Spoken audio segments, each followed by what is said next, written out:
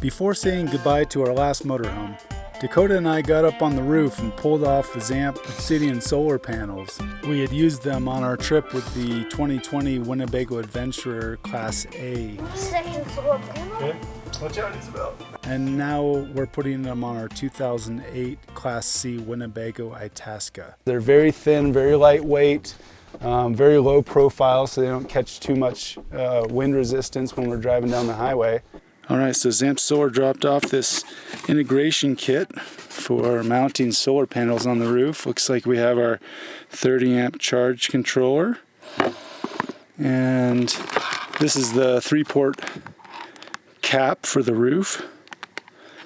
And some good heavy duty wiring. And let's see, on the back, we have our battery inputs, our solar input, and remote temp sensor, and user manual, and some hardware. The first thing I did was take the wall off in the place where I was going to run the wires and install the solar charge controller. I had to cut a small square hole in that wall. I cut open the heavy gauge wire provided by Zamp Solar in the integration kit. I had drilled a small hole down through the floor where I could pull the wire up from where the battery compartment will connect. The next step is to get the wire up toward the roof, so I had to drill a hole right behind where the entertainment center was. Make sure you don't drill through any wires when you're doing this.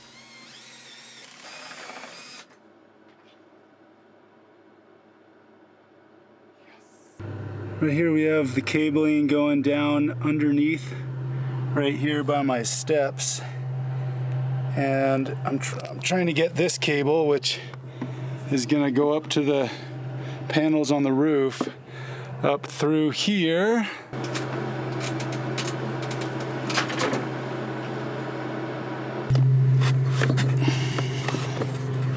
This will go up to the roof. This is where I drill a hole in the roof. At that point, I drilled a small hole from inside going up, and then I drilled from the outside going in with a hole saw.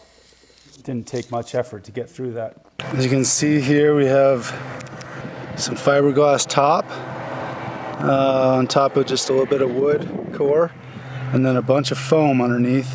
I went back inside and poked the wire up through the hole. Then I went back up on the roof and pulled all the wire through because there were terminals at the other far end of that wire that would connect to the solar charge controller. So I'll clip off the excess once I pull it through. Here's the external solar plug.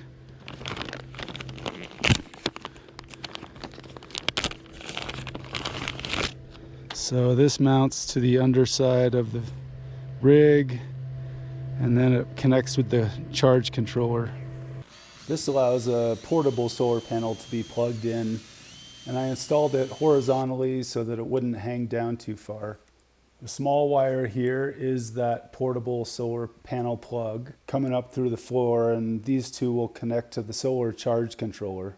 This heavy gauge wire comes directly from the batteries and has pre-installed terminals to mount onto the charge controller. And these ones are coming down from the roof. This wire will plug into the roof cap that'll get mounted on the roof that you'll see here in a moment.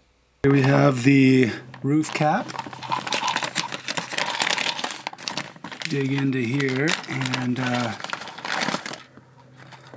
this little guy here is an adhesive for getting a tight seal, waterproof seal. And looks like right here is where I'm going to be putting in the wires that would go down to the controller. As you see here, there's little spots for them, and then some screws to tighten them down. Looks like it came with screws, 4 screws for going into the roof. These are stainless steel. so they don't rust. Very important. And here's the roof cap. These open up here, and oh wow, there's some gel in it.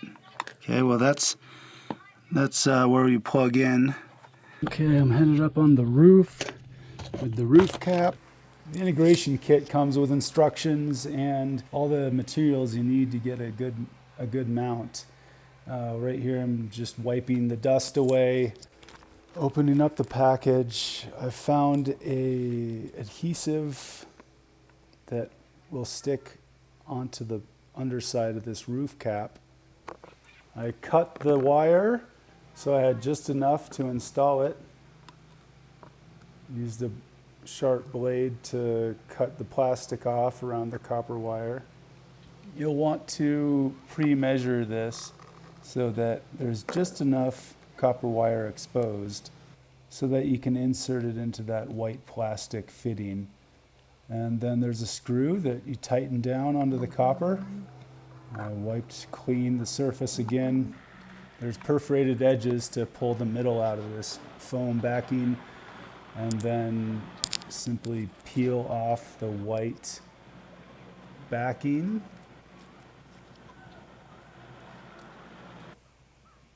Adhere it to the bottom of the roof cap.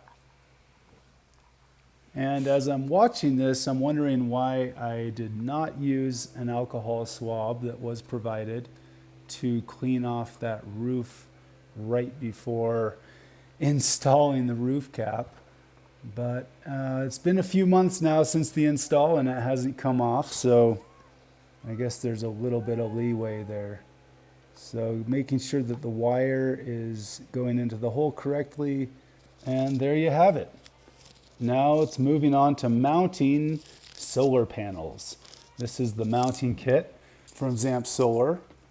It has various pieces in here for mounting at different heights depending on your solar panel size and how much airflow you want underneath. But this right here is the main mounting piece. It's going to go on the roof like that, and then this flange mounts onto the solar panel, and then you tighten it down on that bolt. Here's those 100-watt obsidian solar panels that we pulled off of our Winnebago Adventurer. I hauled all those up onto the roof and then placed them approximately where I wanted them to be, making sure that the wiring harness that I had would reach all the connections, and wanted it to look symmetrical as well. So I did take good care to line it up. And then I walked around with the mounting brackets and placed them. Each panel has 4 connections. And here you can see I did use an alcohol swab underneath each one of these connections. And here's another adhesive sticky that goes on the underside of that connector and mounts to the roof. As you can see here, it is a bit tricky to get it on there without moving the solar panel too much from where I had it placed. I guess I could have made some marks on the roof. So after placing 12 of these connectors, it was time to drill. I pre-drilled a small hole, smaller than the screw, into each one of the holes. There's 4 connectors per panel. That's 12 connectors total, and 24 screw holes in the roof, which is why this is very important. Here I have some Dicor white self-leveling sealant, which is what manufacturers use on the roof. I'm going to make sure to pressure fill each one of the holes that I drilled, and then put sealant around the edge of the connector. And then I'll screw the screw into that hole, making sure there's white sealant around every portion that could leak. I also set my drill so that the screw would not strip out the wood. This is what it looked like when I was finished applying the sealant. At this point, it was time to put the wall back in. You can see there's a square hole down by my knee where the charge controller will fit. I'll get the wires and install them on the correct terminals.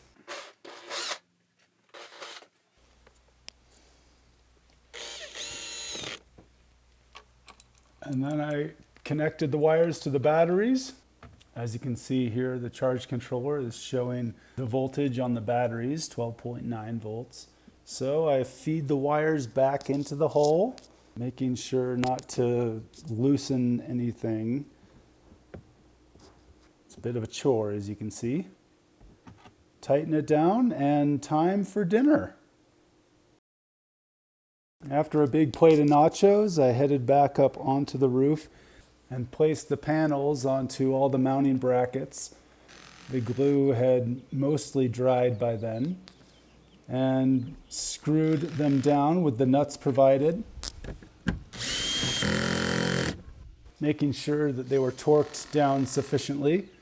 And the last step was to place the wiring and connect the plugs to the panels. That'll bring the power down from the panels into the solar charge controller and into the batteries. At that point, we were ready to hit the road again.